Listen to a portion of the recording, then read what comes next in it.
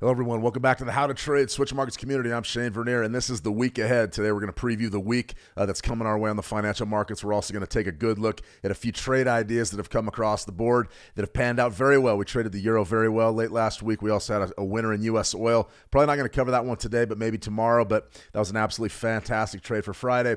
So we got a great sell in U.S. oil from right up around 66.60. And then we also had really a huge trade in the euro Great Britain pound.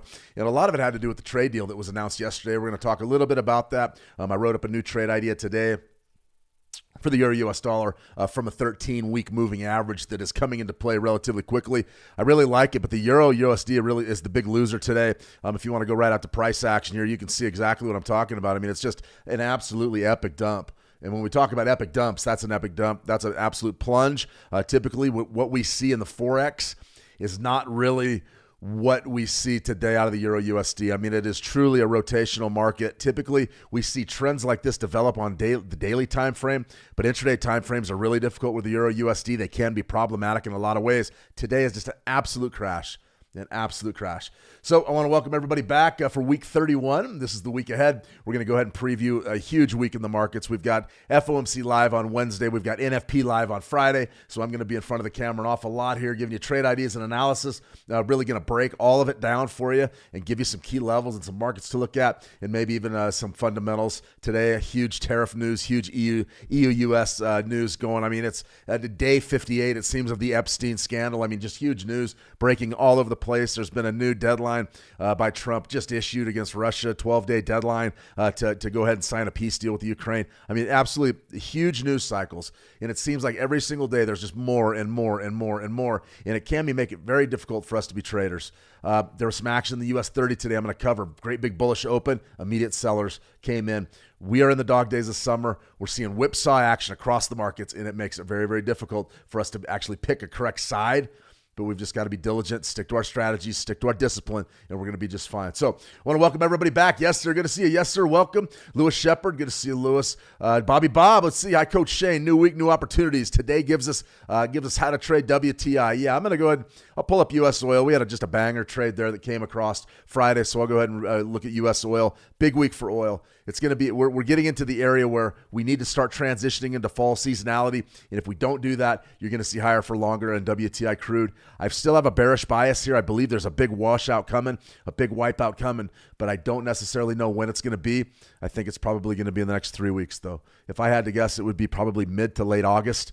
And before you really get those sellers stepping in and selling in front of fall and winter seasonality. So we absolutely will. Great Britain pound USD. Yeah, we're going to cover gold as well. Gold is going to be our pick of the weeks coming out in the Switch Markets newsletter. That's going to be in your inbox if you're a Switch Markets client. That's going to be in your inbox probably, I don't know, T-minus 18 hours or so. You'll have it for the Tuesday U.S. session, that's for sure. Dave F19, good to see you, Dave. My apologies. Extremely dry here in Dillon, Montana.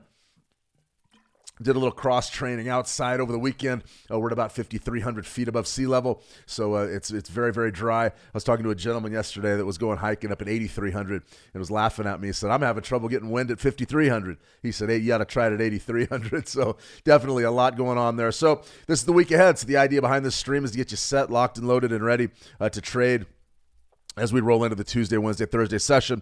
So welcome to the Switch Markets community, everybody. Really a lot of new names, a lot of great engagement from traders out there that I haven't really met, don't really know, but a lot of new faces and a lot of new names, and that's fantastic. That's exactly what we want here. All right, here's a trade update. Number one, durable goods disappoints. Euro Great Britain pound in play. This was a trade that we took some heat on. No two ways about it. We took some heat on, but it was a winner. It was an absolute winner. You can see right there we've got our key levels and also our next level. We almost got stopped out on this one, but that's sometimes the beauty of trading in just a hyper volatile environment. When you get in there and you get these trades, they're pretty good. Remember, we had 2025's high right there at 87.38. We were looking to get short right there from 87.30-ish. You can see there's your high. Your Friday's high was about 87.43. Today, you sort of gapped open a little bit higher, 87.57, which wasn't quite to where we were going to get stopped out at. And then you got your reversal. That reversal is an absolute beautiful thing. So that one was good for a fast, 50 ticks, or 50 pips, 55 pips. Really a good trade. Dicey. risky, of course, but there was what we had going here was a situation where you had that big trade deal announced yesterday, U.S.-UK trade deal. And it's something that we can recap if you want. I read some of the details of it, or U.S.-EU trade deal. I read some of the details of it. I didn't really have anything prepped for you because it's not necessarily, it's a deal, but these deals are only as good as the folks involved in a meeting if they're going to be honored. And I don't know that any of these things are going to be honored, but we're going to talk about it in just a second. But that's what drove the incredible volatility to the euro. Now, we knew that there was going to be some fireworks. We knew there was going to be some fireworks on the EU-US front, and we knew it because Trump was going to Scotland, visit his golf course in Scotland there. Looked like a nice enough place. I don't know. He was mad about the windmills being off the coast there. Ahmed, good to see you. Ahmed, Steve Francis. Always a pleasure, Steve. So the EU-US trade deal, what really was it? I'm going to spare you the details because there's three basic tenets of this that you need to know, and everybody's just sort of yelling at each other now, and this deal sucks or this deal's great, biggest deal of all time, whatever. Essentially what happened was Trump was going to go 30% tariffs. He cut those to 15, which, we'll see just how long those actually stay in play as well. And then there was also there was a pledge from the EU to buy it was either $750 billion in energy assets from the United States, which is going to be what? It's going to be LNG. It's liquefied natural gas, specifically. Those LNG exports from the United States to the European Union, those indirectly are going to put pressure on the Russian market. They're going to say, hey, listen, I mean, this is part of Trump's twofold plan here, saying, listen, you need to sign a peace deal or else we're going to subsidize Europe with their natural gas, and that's really going to cut the legs out of a large portion of the Russian economy. That's economic warfare right there. So that was part of it. That was part of that deal. $750 billion in U.S. energy exports. Okay, that's great. Now, the second facet of it was $600 billion, an additional $600 billion in foreign direct investment in U.S. assets. We don't know what that means. I don't know what that means. I don't know if it's in infrastructure. I don't know if it's a port revamp or if it's in the stock market or bond market. I don't know. They're never going to tell you exactly where that's going to go. But the deal is this. It's supposed to move markets, and that's exactly what it did. Now, it didn't move U.S. stock markets. U.S. stock markets sort of took it on the chin a little bit since a bullish open, but this right here, Euro, Great Britain, Pound, absolutely fantastic stuff right there, and really a nice big sell-off from our key level, which was 2025's high. Not bad. We took a bit of a draw there. Bit of a draw was about, 21 pips, somewhere in there, 19 pips. But after that, bang, came off in a big, big way, and you got to love that. You got to love that. So the volatility definitely played to our favor there, and that's an interesting type of a dynamic. Now, here's another one. This was a Euro USD. Now, this one came across the board on Friday, and it was a pretty doggone good trade. I'm going to go ahead and show you this one in a second, and then we're going to go ahead and preview the next trade in the Euro. Right now, it's time to be trading the euro. It's on fire. This was the other trade update. We were looking to take bids from right around 117 or so. Clearly, we're trading way below that now here in the euro USD. You can see we plunged, but the way that we had this lined up really worked to our favor. The volatility really helped us. And you're like, Shane, what are you talking about? Well, the trade was real simple. It was from this spike low to this spike high, and you can see we've got that huge epic sweep, that epic sweep that's developing today after the trade deal. But what did we have? That's a beautiful thing right there. We came right down on Friday. Friday's low was what? Friday's low was 1 at 117.03, and then you got the bounce. The bounce was to what? 117.70. Cashed in right there in a pretty big way. That's a fantastic move. Boom. Nice, great entry. Nice revision, and then you get a little bit of a tick higher. That's a fantastic trade. Now the washout is on. The first thing that I was looking at earlier today to trade was going to be our 62% level on the daily, which is right around 116.50. Let's go down and see exactly what happened. Did we get any love there? It was a tight scalp. It wasn't the best trade in the world, but there it is. There it is back at about 5:30 a.m. my time, 7:30 a.m. Eastern. You're in the pocket right there with your entry somewhere right around 45, maybe 50, and your high. You just didn't get much of a bump against this vicious trend. 116.65. You got about 15 pips, and then the market came off in a big way, and it is still coming off. So the trade idea that we put out today was relatively straightforward. I sat around looking for Fibonacci retracements. I was like, there's a big monthly Fibonacci retracement way down the queue. We're not going to talk about that just yet, but I'm very confident, very, very confident in my 13-period EMAs. 13-week EMA here is liable to act as just absolutely robust downside support for this Euro USD. So this is one of those markets that I want to trade, and I want to trade it because it is moving. Now, I could pull a 4-hour chart, and we could try to sell retracements all day long. We're going to probably do that tomorrow because right now we're pushing daily lows. Right now we're beneath 116 even on the Euro USD. What I want Perfect world. You say, Shane, what do you want? What would make you happy on a Tuesday? I would say, well, opening Tuesday morning, I would love to buy my 115 area. I would love to do that. Or early tomorrow, I would love it. Do I want to do it today? If we could get another 90 pips off, absolutely, we'll do it. We'll buy right into the teeth of this trend, and we won't even hesitate because the market will be overextended at this juncture. This action right here, though, pretty good stuff. So I love my 13-period EMA. We're right around 115.14. I believe we were buying 115 and a quarters in the trade idea, 115.25, 115.27. I'm more than happy to take a position from there. I don't mind bucking the trend because we're in what we call sort of the kill zone here. Not to be too graphic or anything, but the idea is very simple. This is a Monday session, a weekly chart, but we've only got one session, and we haven't even completed that yet. We are overextended for a weekly range already. Why? Because the news brought a big move. And now we've got to say, okay, how do I want to trade this? It's really too late to step up and sell today. It is. I mean, you can do it if you want. You could sell right now 115.98s and just bet that we're going to rotate south from the 116 level. I don't hate that trade. I really don't. It's just not really my style. I don't like selling the end of a daily range where we're already off over 1.25%. I don't want to get involved in that. What I want to do now is I want to take a look at that move. And I want to say, okay, is there anything else coming out that's going to bury us? No, not really. We've got a Fed decision that's coming our way Wednesday, all right? But we've got a pretty darn good chance here to grab this trade before then. If we trade off about another 70 pips, I think we're in business for the long. I like that trade a lot. Check out this today's trade idea, and that went out in the How to Trade trading room and to all the How to Trade customers via email. So I'm absolutely confident you guys may be watching that one relatively closely. I know that I would. Let me see, Ahmed. Yeah, absolutely. A couple other things we need to cover today. There's a lot we need to cover today.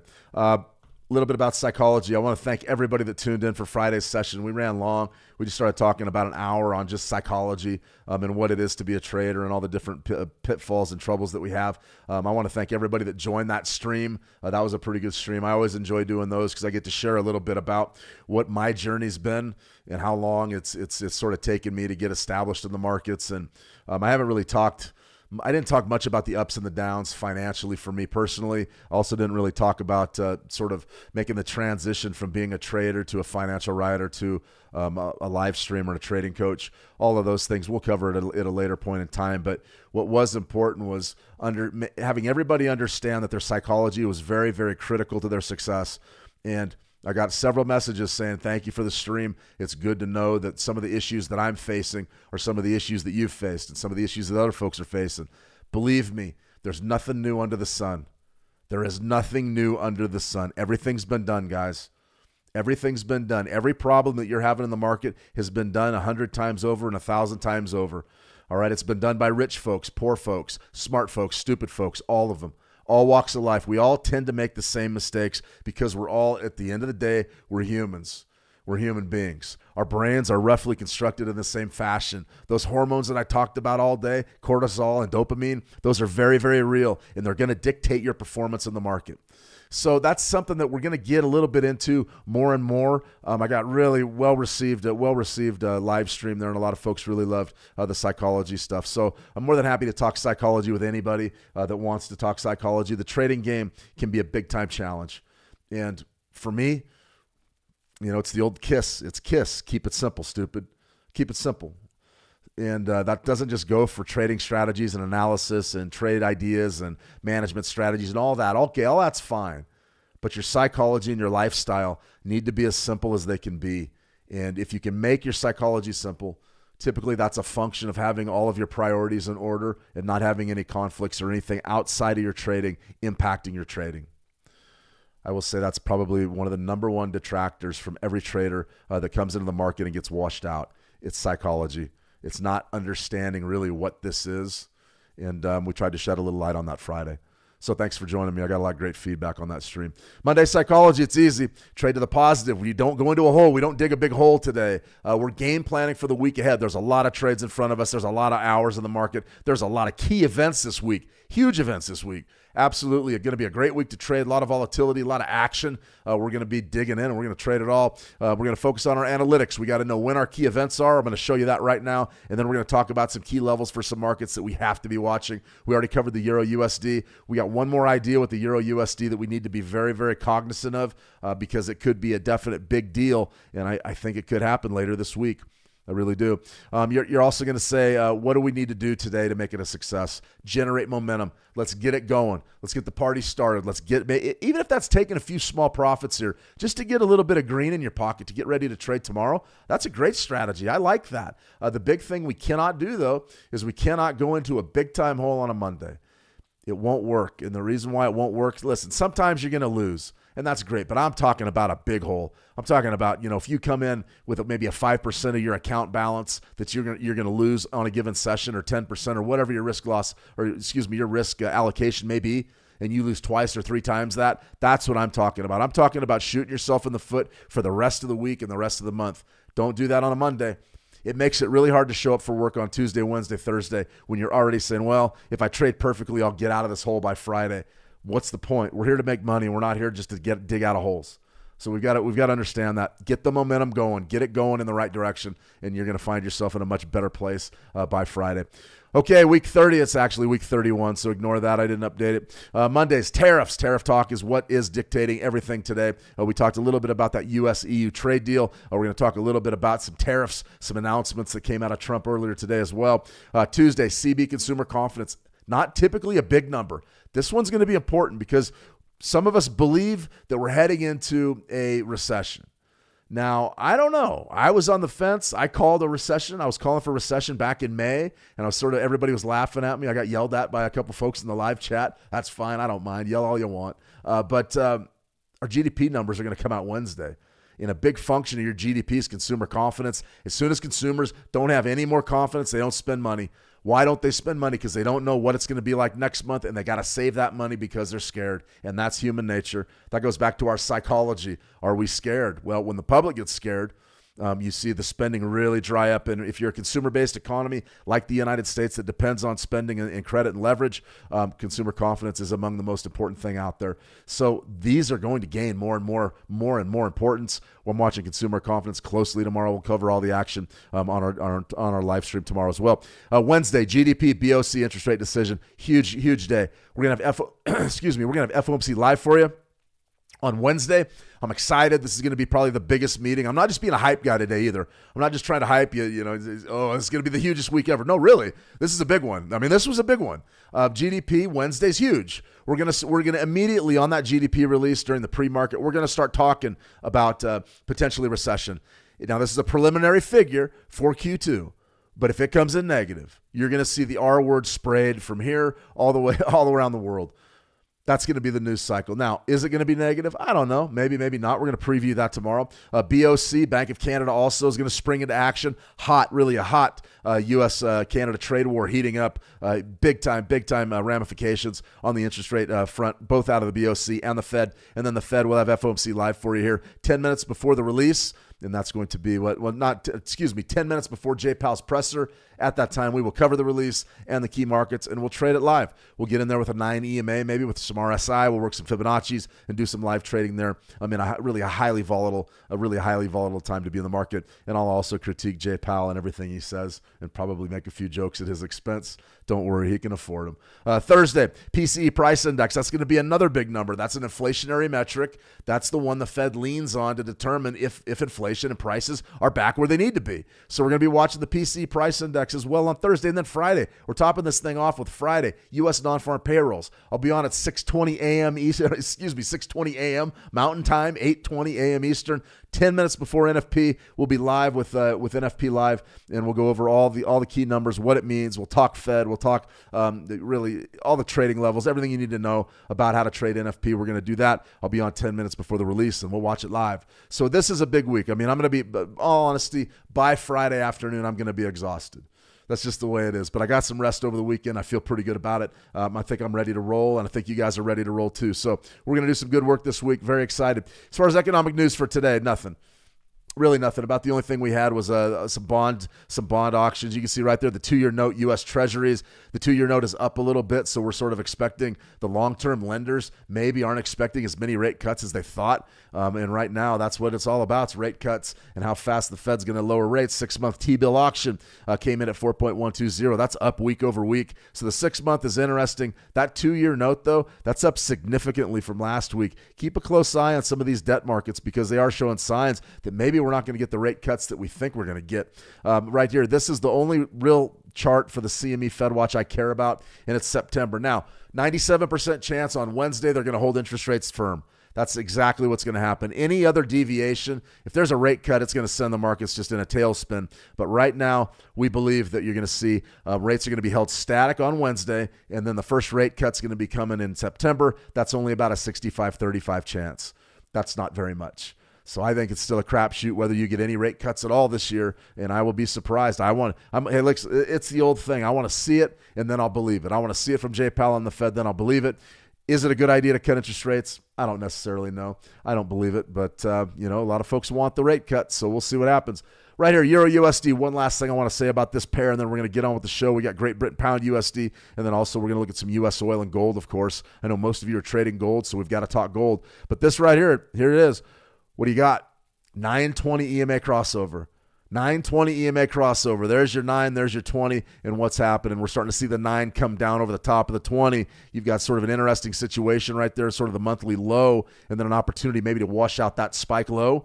And if that is the case, then we may be going much, much lower. I'm watching for this crossover closely. We're going to monitor that one in real time, definitely over the next 36 hours. But that dump right there, that dump in the Euro USD, really changed the dynamic of things. Now, as far as what we have going in other markets, I've already got our Euro USD nailed. We did have a question on the Great Britain Pound USD. I'm going to cover if you have any other markets you want to look at today, just throw them in the live chat, either on the YouTube chat or in the How to Trade chat, and I'll be sure to go ahead and line them up for you. I have no problem doing the analytics. We can certainly show our work and show you the math behind what we think.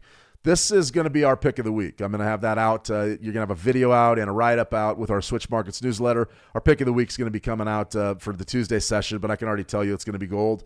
I'm watching gold closely, and what we saw is really an incredibly tight market.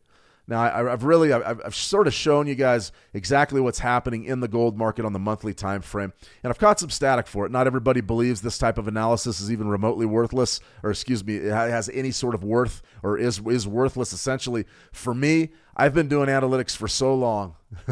I had a user or a viewer chime in and said, Shane, I thought you were like 35. I'm shocked to hear you were around in the 80s. Yeah, I was around in the 80s. I was born in 1979, so I'm 46 years old. I try to get into the gym, try to eat right and get some sleep. So hopefully look a little bit younger than that. But I've been around. I've been around, I've been around a little bit. And I can tell you that the long-term analytics and the long-term technical analysis is a lot more, I call it precious. I mean, it's worth a lot more than your short-term stuff. Now, we trade short-term time frames, no question about it. But if we know what's going on the other time frames, we have an ability to really sink our teeth into some key levels and understand what's going on in this market in a macro sense. There is no question that this has been the uptrend of the century. There's no question. I mean, going back to December of 2023, when this thing really kicked off, we had a leg up here, but we really just sort of ground around in 2022, came back, and then we got our big break. And then we broke, and then 2024 came on, and it's just been all bullish ever since. So for the last, 18 months or so, this has been an epic bullish trend. Well, you've got a nice big run up here. Here was sort of our pullback and our compression back in December of 2024, and then this year it just broke out again to the top side. So the reason why it broke out, why gold broke out, number one was geopolitical uncertainty. Certainly, when you have wars on multiple fronts, and there's a lot of folks out there saying, okay, we're World War III. All of a sudden, we're talking about World War III and tactical nuclear weapons. Yeah, people are going to buy gold. Investors are going to buy gold. That's just part of life. Now, the other facet of this is the dollar getting smoked. I mean, absolutely smoked this year. It's getting crushed. I mean, the dollar index is down at 98.59, 98.60, and it's up 1% today. These are low levels. So the dollar's down. Uncertainty's up, and then on the trade front, the tariffs, everything. A lot of investors just said, screw it, I'm buying gold, and I'm not going to worry about it. It was a good move, but we're at a turning point now. The last 90 days have been incredibly tight on the gold market. Now, if I've said it once, I've said it a million times. The key level in this market's 3,500 or 3,500 even. Don't get it twisted. That all-time high right up around 35.10, and that's not exact, but it's right there on that spike. That's the key level. So if you're trading gold, it's very important that you understand what's going on from a macro sense so we can trade it in the micro sense. That's a bullish pennant if I've ever seen one on the monthly chart. Now, this suggests one of two things. It either suggests eventually we're going to get that breakout over 3,500 and then we're going to roll the 4,000 roll. That's definitely possible. Or we could see a reversal from this area. This could be just sort of a stalemate and then the sellers finally win. For me, I don't want to buy right now. I don't want to buy from this level. I don't like it. What I want to see is I want to see a nice big retracement. And this retracement is going to be very simple. Spike low to a spike high. This was a beautiful trade. This was one of the best ones that we've handed out all year. That right there back in May. Boom. We went right down to 38% and we just jammed. We jammed north by a couple of $100. It was a great trade. It was a great trade. There was no draw involved. What do we want to do? I want to do it again. I want to see exactly what happens this month. If we do wash out beneath July's low, or June's low, we wash out beneath June's low, then we're going to have a chance potentially to bid this again. I would love to bid that. I would love to bid 2,900. It would be great. 13-month EMA is right there on gold. Those are great levels down there. I have no problem risking significant money from those zones. The only question I have is, A, when can we do it? And B, are we going to get a chance to do it? I think it's possible. Remember, Friday's the first trading day of August, and you've got a very, very tight compression pattern here on the monthly. We could definitely be looking at – I'm looking at my chops waiting to buy those dips. But for right this minute, I don't want to do much of anything. And it's not because I'm lazy. Far from it. There's your daily. According to what I like to do Fibonacci-wise, maybe a real tight scalp right here, 4-day losing streak, something like that. You got a 13-day EMA right up there, right around 35.55. Could be a pretty good sell. May not be a bad sell at all. So we're going to be watching that level closely, but I don't like it as much as those macro levels. Pretty darn good trade there, though. If you do get a shot at 33.55, I don't know that we're going to get that. I think that we could get it based on our news cycle and just how much news is coming our way this week. But as far as gold goes, this thing's flat. I mean, I don't know if you guys saw the old movie Office Space, but there's a scene in there where one of the lead characters, and if you haven't seen the movie, don't worry about it, but he's telling his bosses, they're asking him why he's not working harder, and he goes, it's not that I'm lazy, it's that I just don't care. I look at the gold market on the monthly, and I know what has to happen for me to get interested. I got to see it break. It has to break one way or the other. So it's not that I'm lazy and I don't want to get in there and try to slug it out with the gold market. It's that I just don't care yet. So it's got to make me care. This chart has to make me care. And as soon as it does, then we're going to be there with stacks of $100 bills looking to get in. But for right now, I don't like it. I think it's choppy. You can take the retracement on the daily. You could take this trade, and I would probably sign off on it. If you were working a trade desk for me and came and said, Shane, I like this zone. I like this area. Let's go ahead and try to sell pullbacks. I would sign off on your trade. I'd say, okay, go for it. See what happens. But don't wait around. If you see a big-time rally or something breaks and it freight trains 38%, get out. Don't wait around. Don't take a position here because this market is it's not bearish. It's flat, but it's not bearish. Long-term macros say it's bullish. I don't want to get caught. I don't want to get caught in a huge short position against gold, especially if something happens in Russia-Ukraine, peace deals fall through, new tariffs are announced, whatever. I don't want to get caught short gold. Just my opinion. That's for sure. Let me see. Yes, sir. A little peek at the U.S. dollar, Japanese yen. Absolutely. 1979. Lewis, 1979. All right. A 70s baby. There's not many of us left. Nah, there's a whole bunch of us left, but most don't admit it. Let me see. Small Yeezy. Good to see you, Small Yeezy. David the Holy One. David, how you doing? At what time do you trade? I typically trade from about 6 a.m. my time till about 9:30 or 10 a.m. my time. So that would be about 8 a.m. Eastern to about noon Eastern. Somewhere right in there. Typically, I'm done trading, at least futures. I'm done trading by the time we come on the air here during the mid-session. Definitely, and a lot of times, guys, it's no more than 30 seconds in the market. Just if I get into a position where I hit a couple quick scalps or a couple levels come my way, I'm out. And then other days, you don't get any trades at all. We had a week, 3 weeks ago, I only had like 2 trades the whole week, which is, that's boring. There's boring and then there's boring. And when it gets to be that boring, I recommend going on vacation. Go do something else. So yeah, usually about, I don't know, 8 a.m. till about noon Eastern, that 4-hour block. I find that you don't really need to do much more than that unless you're trading Forex. Forex is different. Forex, 4-hour charts, daily charts, things like that. Then you can really trade 24 hours a day because your stop losses are big enough to allow for the flat markets and things. So something like that. Let me see. Ahmed, I love February also, but sometimes I feel missing some because I mostly use daily. Should I go for 4 hours, 1 hour? Yeah, or fibs, excuse me. Ahmed, if you wanted to go for a 4-hour chart, I like the 4-hour. I like it for gold. I like it for Forex especially. But for me, I mean, if I'm looking at my dailies with this kind of range, and then you're looking at your 4 hours, you can always build trades. I mean, on any time frame you can. Just remember, the shorter the time frame, the more losers you're going to have and the more chop you're going to run into. I like the 4-hour chart. I think it's fantastic. I like the daily chart. That's pretty good as well. I mean, you could have sold right up there at 33.18 and got a pretty darn good trade out of it. But for right this minute, I'm going to go ahead and stick to my dailies at least. Do we get a bounce back up there? Probably not. But we may get an opportunity to sell this 38% if we fall off a little bit more. So that's what I would say. Time frames. I love the 30-minute time frame on the U.S. Markets, the U.S. indices. This is really a good look at what we were talking about. Key level 45,000 here in the Dow 30. We sold that. I'm not going to rehash that trade idea. We've talked about that several times. But do look at what happened today.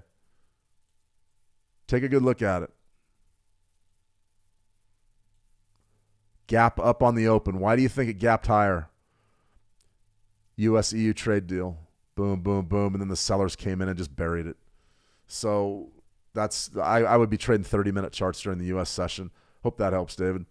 All right, guys, we had a Great Britain pound USD. I think Bobby Bob asked for this one a little bit ago, and then we'll go with the Japanese yen, and then we'll close with crude oil. If there's any other markets, just be sure to throw them in the live chat. I'm more than happy to do it. As far as the 4-hour chart goes, you can see all of our analytics there from a while back. I mean, looks a lot like that gold market, doesn't it? U.S. dollar making a bit of a move against these majors. For right this minute, I wouldn't be really too worried about selling pullbacks. I would have to see something really set up on the daily here, and we just don't have it just yet. However, we do have a couple of key levels, and when you've been in the market as long as I have, you see them immediately. You guys should have seen that immediately as well. Right there, what do you got? You got a spike low down there at June 23rd, and then you got another spike low down there at July 16th. So what does all that mean? It means you have a double bottom. You've got a double bottom, and we are at that range right now. So do we take the trade?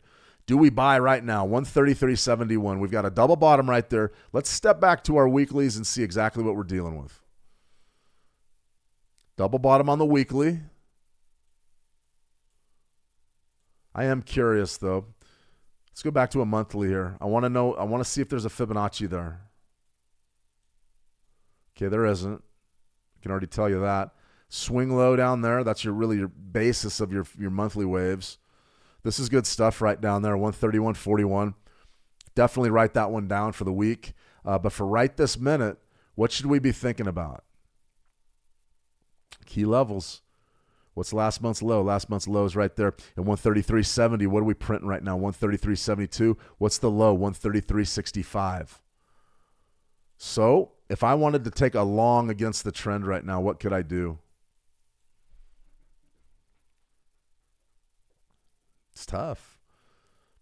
You could buy based on that double bottom right there and bet on a failed auction and try to get rotation back up into these weekly ranges. You could do it. I'm not going to say that you can't.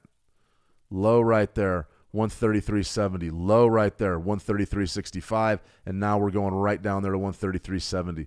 So what do we want to do here? For me, I would think it's more of a challenge to take this long, especially with the U.S. dollar making a move. You got the Fed this week. You got a lot of economic events. I would probably steer clear of just trying to buy this thing at the bottom of today's range. I would wait. I really would wait. And the reason why is because this area right here, last month's low, if we trade beneath that, we aren't there yet. I thought we were. I must have misread the other chart. But the low right there is 133.65. We're at 133.71. I mean, if you wanted to do it, you could buy right now and just stop yourself out beneath last month's low. The problem is if you do take out that double bottom, typically we don't just go a little ways. We go a long ways. So for me, I'm happy on the sidelines, guys. I mean, I know you're aggressive, a lot of aggressive traders in here. I'd probably be waiting. It's only another 200 to 200 pips before we could potentially get involved down here. I have a lot of confidence in that 38% level, a lot of it. Do we get that before the Fed? No, probably not. Do we get it before NFP?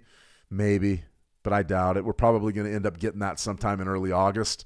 But if we do get it, I mean, it could be really just a fantastic trade. So I'm right there. I mean, I'm at 130, 155s, all day long with my bids. But that's 200 pips down the queue. Right this minute, what do you want to do with it? Nothing, I don't think. We already really missed the move. We already sort of missed the move, and that's a real challenge for us when we step up to the plate and we're late. I mean, that's really hard. Let's go ahead and take a look at let's take another approach to this besides Fibonacci's. Let's go ahead and pull up our 920 because I do have a question about exactly what that Great Britain Pound USD looks like on the 920. And if I can find it, we'll be in business. Coded 920, there it is. See where we're looking at the CAC 40 here. Interesting.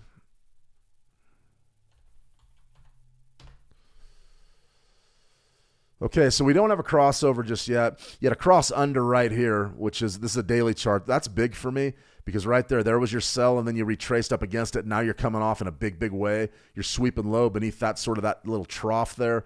This is serious. I mean, you probably want to be short at least until that Fibonacci level I gave you.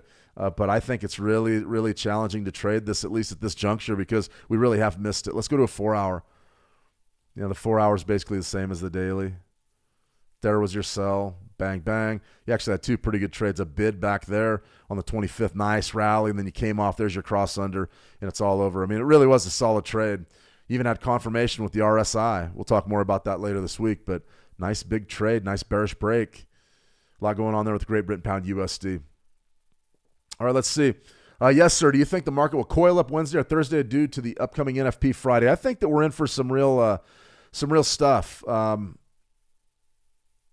As far as what we potentially could talk about for price action with our key events this week, the first thing that I would say is you're going to see a little action on consumer confidence tomorrow.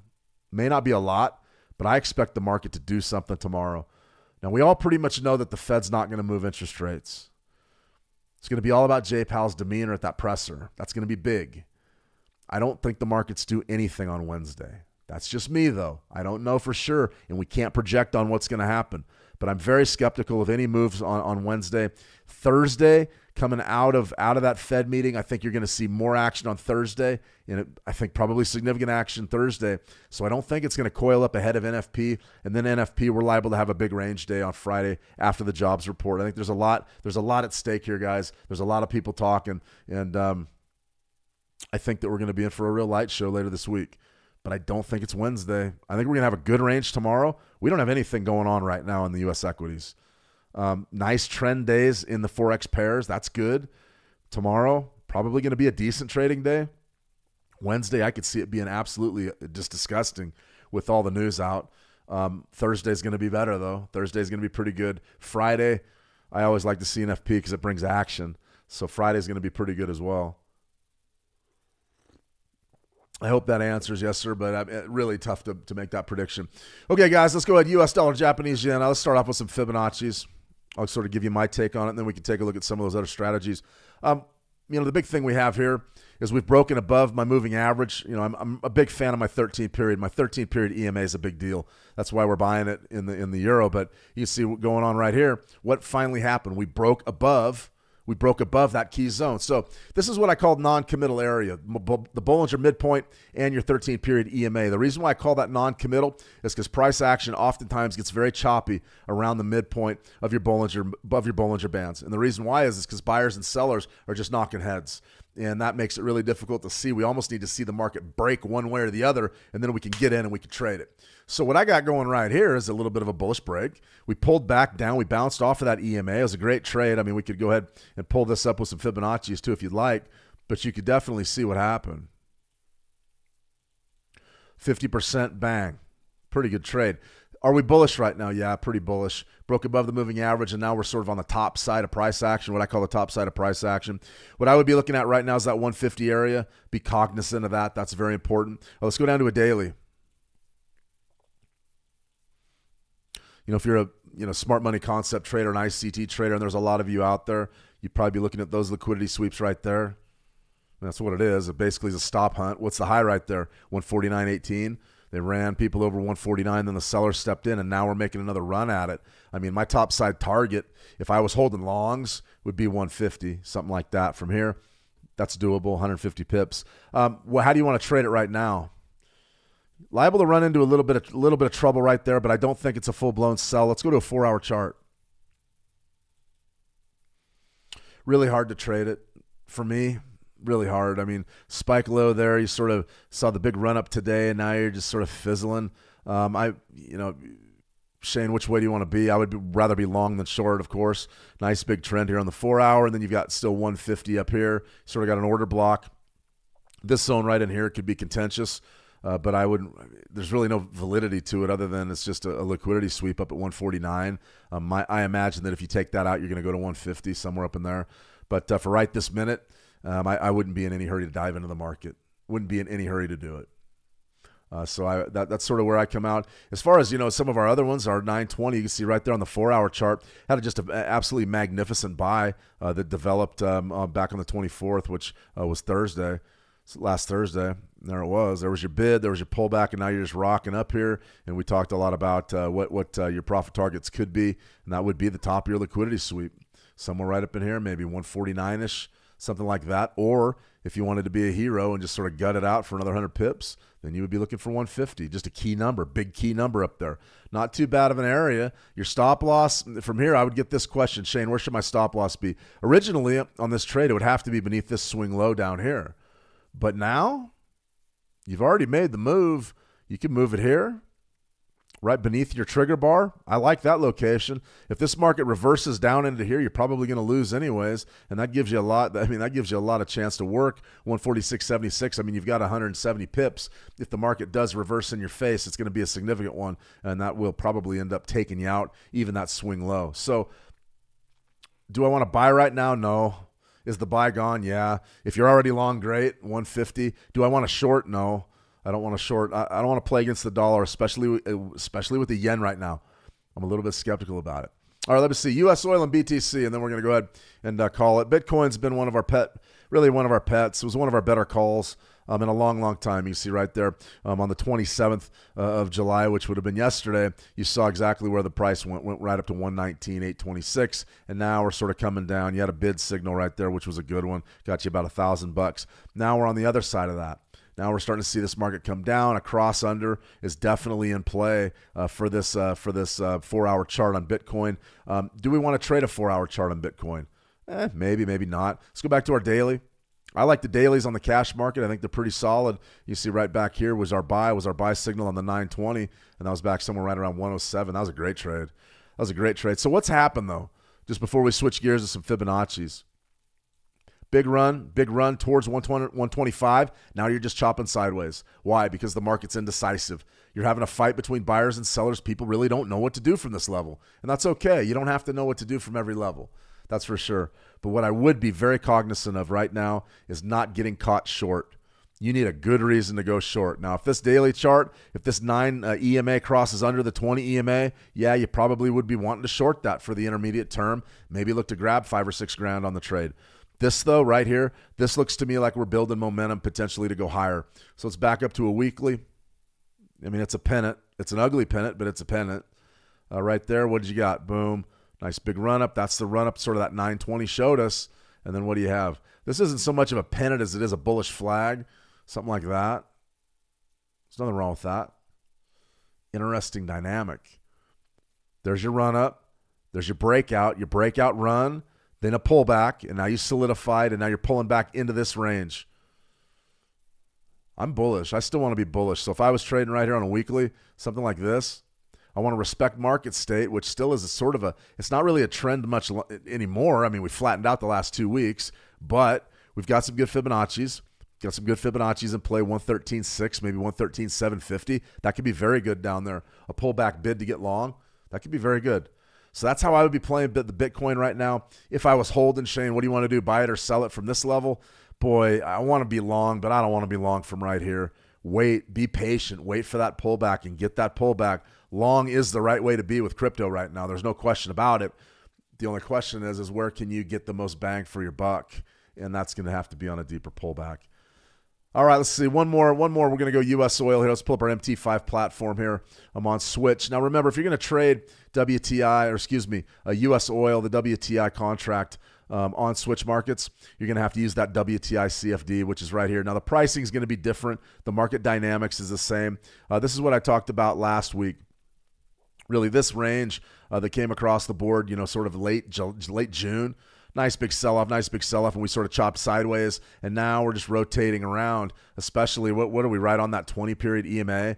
So I'm not interested in selling this at all until we get a good break up right up in here. I'm going to show you the trade that we did hit last week in U.S. oil, but for this WTI contract, you've got really a ripe sell up there at 70. Right now we're printing about 67. We're going to have some big news out later this week. We've got EIA numbers. We've also got the interest rate decisions, which will dictate policy in WTI crude. So for me, if I was going to pick one level to focus on this week, it would be a sell from right up under 70, 69, probably 75, something like that, 69, 75-ish. That's a great level and one that you could really sink your teeth into with some basic analysis here. I mean, this is it, guys. Huge plunge, washed out that low the next day, and since then, we've just been chopping sideways. We challenged 70 right there. If we challenge it again, it's going to be a pretty good sell. Right now, price is in a state of equilibrium. We need it to get out of that equilibrium so we can step up and sell it.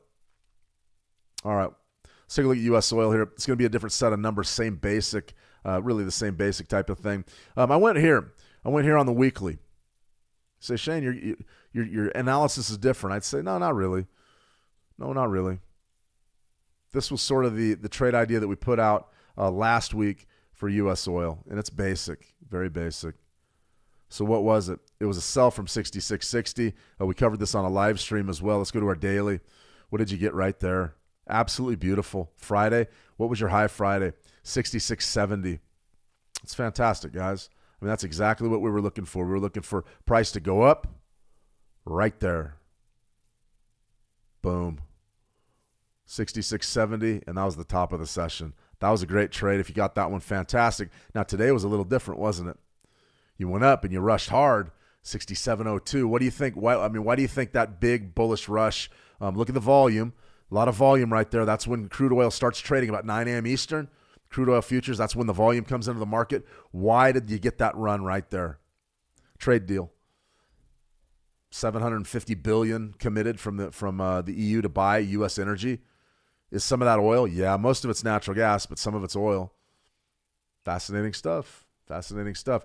Absolutely great level there to trade. So if you're on U.S. oil, though, and I was saying, okay, what do I want to do for this week? It's going to be the same analytics that we just went across, that we just went over on the WTI CFD. Something like this.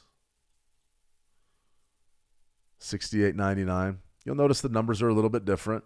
That's okay. That's just because the assets are priced different, but you'll see that the market structure is very much the same.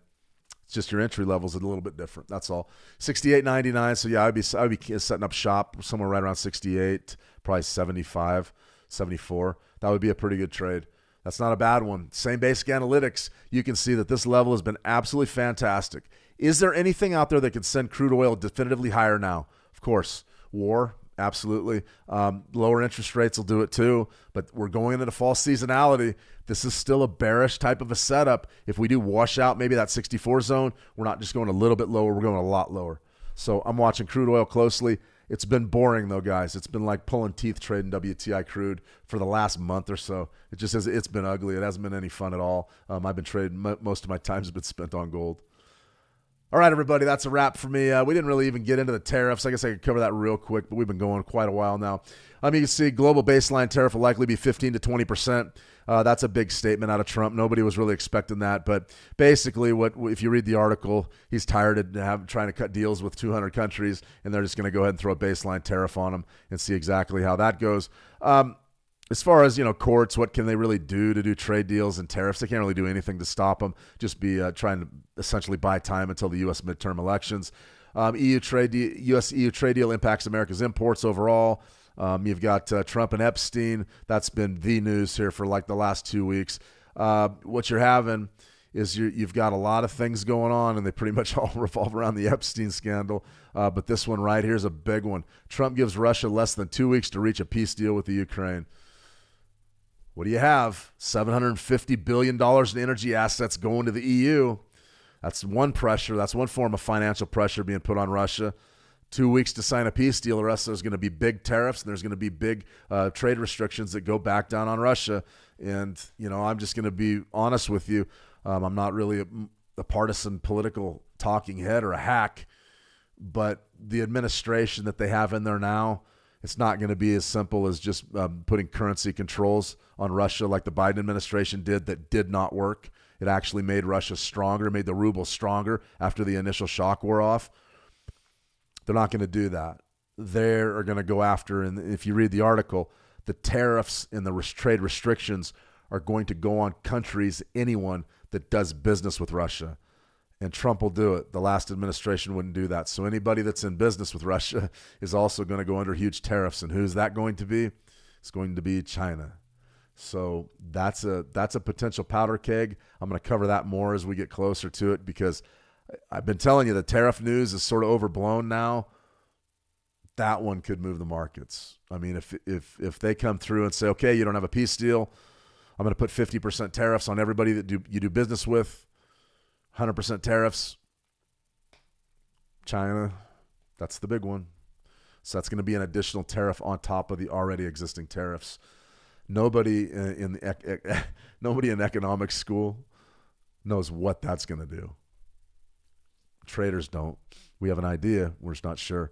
All right, guys, I went way long. I went almost an hour today. Well, we had a lot to talk about. Get this week off on the right foot. Tomorrow we're going to do a workshop, trading workshop, improving your orb entries. At that juncture, we're going to talk about the CB Consumer Confidence Index, and we're also going to talk about the video we just made. I don't think that one's going to come out tomorrow, but maybe later this week. It's going to show you how to improve your orb entries. It's imperative that you guys make the most of your trading dollar. This is the time of year where you're not getting many breakouts. You're not getting many orb breakouts, so you've got to make your entries as good as they can be.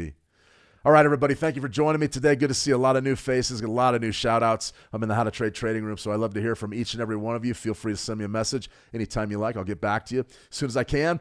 Absolutely, Lewis, my pleasure. Bobby Bob, my pleasure. Steve Francis, always good, guys. You guys have a fantastic trading session. If you have any questions, head on over to howtotrade.com. Send me a private message, and I'll be sure to answer. Till then, trade the action well, and we'll talk soon. See ya.